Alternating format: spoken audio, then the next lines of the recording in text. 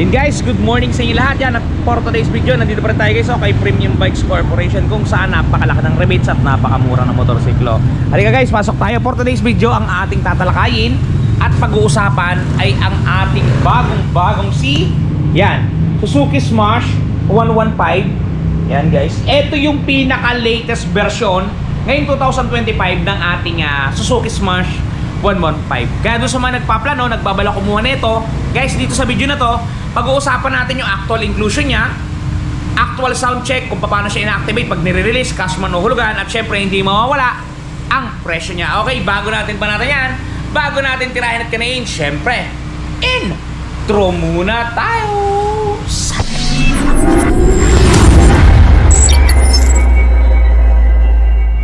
Okay guys, without further ado, babanatan at titirahin na natin, hindi na tayo magpapatumpik-tumpik pa. Okay, Suzuki Smash 115. Yan guys, kung mapapansin niyo, yung modelo natin na nandito ngayon is yung naka-ring na naka-drum brake.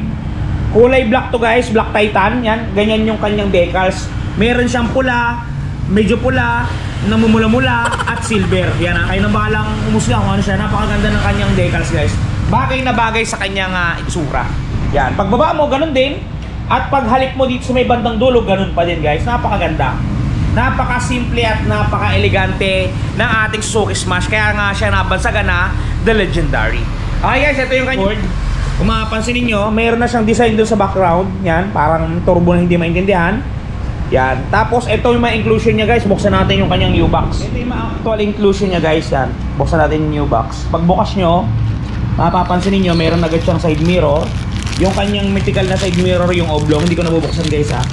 Sige, buksan na natin para makita ninyo. Wait lang guys, one hand lang at tayo. Ito guys, yung itsura ng kanyang side mirror. Yan, may tatak na Suzuki, oblong siya. Tapos yung object niya, sakto dun guys sa nagre-reflect sa mirror.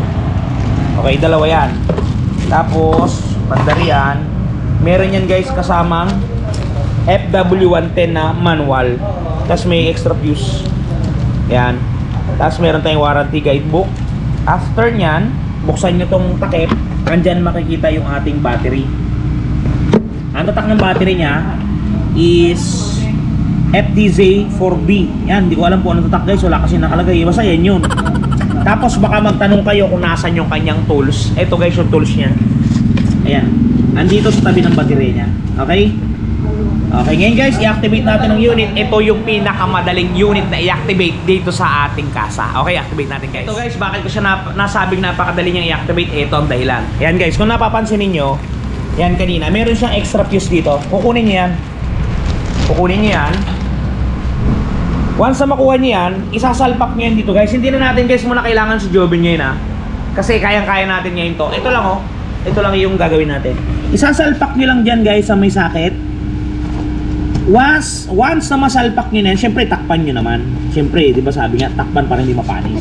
Once na nagawa nyo na yung ganong senaryo, isusi nyo guys. O di ba? Automatic activated na ang ating unit. Talaga namang may nangyayari na. Ngayon naman guys, talagyan na natin siya ng gasolina at side mirror para ma-transact na natin papuntang release. Kukunin nga pala ito by installment guys. Hulugan, buwan-buwan, talaga namang may nangyayari na. Okay guys, kinailangan na natin ito si Miller Joy. Binata pa to guys. At saka si Joven, kasi yan, ikakabit nga natin yung side mirror. At syempre, para makita sila sa video natin. Kasi na-request siya ni Joven, gusto niya lagi daw makita dito.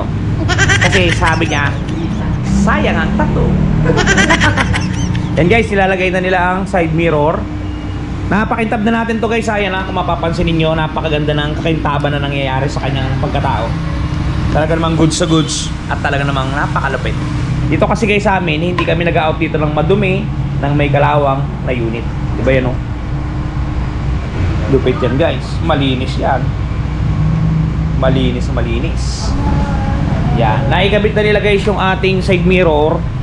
Tutuloy tayo mamaya sa gasolina para marinig na ninyo ang galawan. Pero bago natin kalabsawin yun guys, papasadahan ko pala muna saglit ang presyo na ating. Ito nga pala yung presyo ng ating Suzuki Smash drum spokes. Drum spokes yan guys ha. Ito yung pinakamurang variant ng Suzuki Smash sa merkado.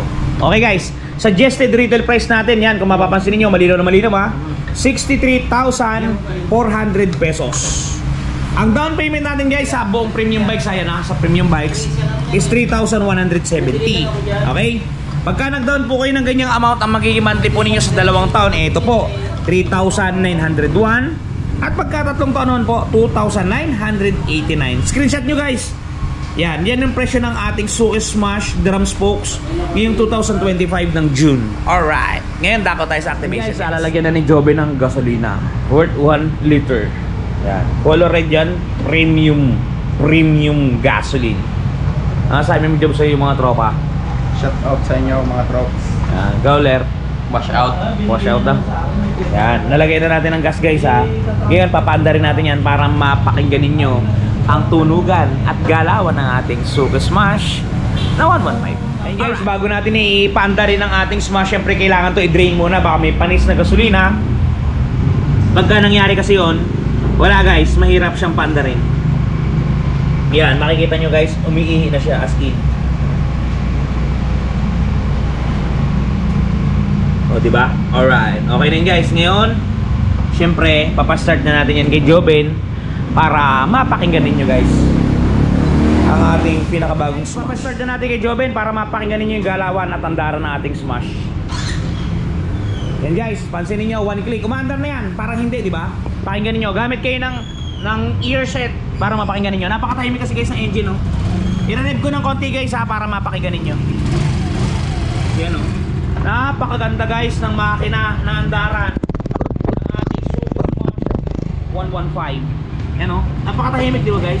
Ni halos hindi nyo man lang marinig talaga pagka naka-minor yan. Naka-minor yan, ito yung mga kamay natin ha. Naka-minor siya. Tahimik talaga guys, legendary talaga to. Talagang sa quality lang ang usapan. Iba talaga sa Smash, legendary talaga. Ito nga pala guys, pagka ito yung maandar, yan, nakarekta na yung ilaw niya. Wala na siyang patayang switch para doon sa mga hindi nakakaalam, pero may nakaabang. Pero mas magandang wag nyo na galawin guys kasi disenyo na yun ng Suzuki. At syempre, nasa batas na din yan ng LTO na dapat lagi tayong kita sa daan, kaya sinadyang buhayin yan. Okay? Nakabuhay na siya guys. Ang makikita niyo sa panel board, meron siyang mga kambyo dito, kambyada hanggang 4, gasoline gauge, speedometer na analog, may logo ng Suzuki, at yung mga indicator niya nandito guys. Signal light, andito yung high beam. Meron tayo ditong choke, busina, left, right, high low. Yun. All in all, yun lang guys. Wala nang iba, wala nang kung ano-ano pang mga charger. Yung U-box siya guys, medyo may kalakihan din. Kasya ang 3 kilong bigas. Kung ano pa man ang gusto nyong ikasya, basta kumasya, kakasya yan. Titangkin natin, at all in all, yun, napakaganda. Yan guys. Kaya doon sa mga nagbabalak kumuha ng Suzuki Smash, guys, yan o, Premium Bikes Corp, napakamura, 5% lang ang down payment. Doon sa mga gusto mag-apply via online, meron tayong link sa description box. Fill out nyo lang yun guys, lagay nyo lang si Ron TV para ma-monitor natin kung ilan ba yung nag-a-apply sa atin at namumungkahin natin. Guys, maidagdag ko lang doon nga pala sa mga namang problema. Just for example, ngayong araw, bumili ka ng Smash, yan, Smash. Ay ngayon, ayan, kahit alin guys para sa kalahatan na, kahit anong motor dyan, NMAX, kung ano, lahat yan. Lahat ng dinidisplay natin. For example, nagasgasan yan guys, yan, nagasgas. Gusto mong buray ng gasgas pero wala kang pambili ng, pambayad dun sa repaint na tinatawag kasi nasa 2,000 per panel yan. Ito guys, napakamura. Touch paint wash body, ikaw mismo ang bubura sa gasgas ng unit mo. Panoodin nyo guys. The long wait is over. Ito guys, doon sa mga namumroblema na mga gas ng kanilang mga minamahal na motorsiklo, nandito na ang touch paint ni Wash Body. Napakadaling i-apply, parang sumusulat ka lang sa papel, isusulat mo lang doon sa mismong nagasgasan at talagang sasabay na siya sa pinakakulay ng inyong pairings. Yan, kung mapapansin niyo ang before at after natin, mistulang na bura ang mga pinagdaan ng gasgas. Ang mga natamo na hindi sinasadyang galos ay mistulang na bura. Yan, kung mapapansin niyo, halos bumalik talaga sa original. Guys, pati pag-package sila nito, punta sa mga lugar ninyo ay talagang napaka-safety. Kung mapapansin niyo, talaga namang safe na safe ang package na bibili nyo sa kanilang Shopee Shop. Kaya kung ako sa inyo, i-try nyo na ang touch paint ni Wash. Yan guys, napaka-quality ng touch paint na yan. Napakamura at napakabait pa ng seller at napaka-quality pa ng pinturang ginamit dyan. Talaga namang buhay na buhay, giligil at galit na galit. Guys, dun nga pala sa mabibilihan ng hulugan kay Premium Bikes, hulugan lang guys sa FYI. Lahat lamang ng hulugan ang makaka-receive ng free helmet. Kasi yung cash guys, hindi kasi siya talaga pininance. Basically, kinash nyo lang siya, kaliwaan, at talaga namang wala namang tinubo dito ang ating kumpanya. Kaya wala tong free helmet. Okay, sa installment lang po ito nabibigyan. Ito guys, ganitong itsura ng helmet na ating pinamimigay. Yan, kung mapapansin niyo, ang tatak niyan HPH High Performance Helmet. Kulay black. Yan, napakaganda guys. Full face. Safe yan kasi meron niyang mga ayan oh, ICC check. Alright. Yan guys, yan ang mga makukuha ninyo. Okay guys, doon sa mga gusto magkuha ng motor ha, ilagay nyo sa choice nyo si Premium Bikes. At talaga namang asikasuhin ka ng mga staff, pwede mag-apply online ha. Okay, sana guys nakatulong sa inyo ang video na to. Yan, sana nag-enjoy kayo. Doon sa mga hindi pa nakapag-subscribe, pa-support naman, maraming salamat sa inyo. Hanggang sa muli, bye bye! Surround TV, shoes!